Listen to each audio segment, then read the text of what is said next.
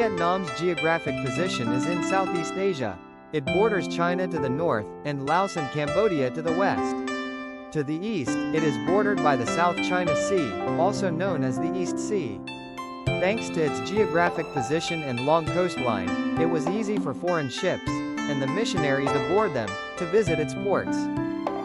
According to some legends, Saint Francis Xavier visited one of Vietnam's ports during his missionary journey.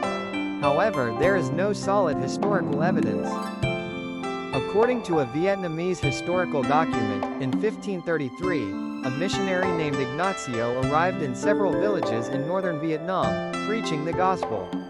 This event is often considered the starting point of evangelization in Vietnam. In reality, the mission in Vietnam was established systematically and stably by the Jesuits who arrived in the 17th century. Key figures among them included Father Francis Buzomi, Father Francisco de Pina and Father Alexander de Rhodes. Among these, Father Alexander de Rhodes, 1591 to 1660, was a key figure, crucial not only to missionary activities but also to Vietnamese culture.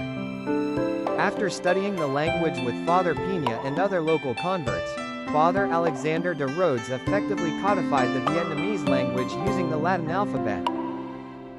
In 1651, while in Rome, he oversaw the publication of two seminal works: the trilingual Dictionarium Annamiticum Lusitanum et Latinum, Vietnamese-Portuguese Latin Dictionary, the Catechism for those who wish to receive baptism.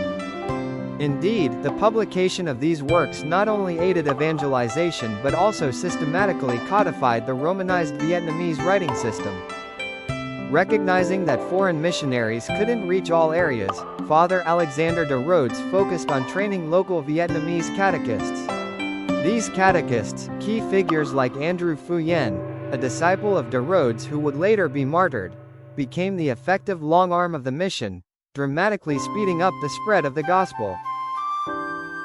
After being expelled from Vietnam in 1645, Father Alexander de Rhodes returned to Europe, where he persistently lobbied the Holy See and the French crown to promote the establishment of a native hierarchy. His persistent efforts successfully led to the establishment of two apostolic vicariates in Vietnam and, concurrently, the founding of the Missions Étrangères de Paris, MEP, in 1658, an organization that would go on to have extensive missionary activities across Asia. On September 9, 1659, Pope Alexander VII established the first two apostolic vicariates in Vietnam, appointing two bishops. Bishop François Palu for the Vicariate of Tonkin, Northern Vietnam, Bishop Pierre Lambert de la Motte for the Vicariate of Cochinchina, Southern Vietnam. These men were also co-founders of the Missions Étrangères de Paris, MEP.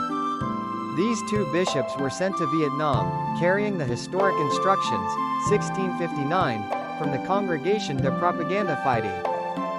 In brief, evangelization in Vietnam was initiated by the Jesuits, mainly Portuguese, in the 16th and 17th centuries, and was successfully continued by French missionaries, primarily members of the Missions Étrangères de Paris, as well as Spanish missionaries, mostly Dominicans from the province of the Holy Rosary in Manila, Philippines. Just as the primitive church suffered approximately 300 years of persecution, the Catholic Church in Vietnam also endured persecution for 3 centuries, spanning the 17th to 19th centuries. It is estimated that over 100,000 people were martyred during this period. Among these, 117 individuals were formally canonized by Pope John Paul II on June 19, 1988.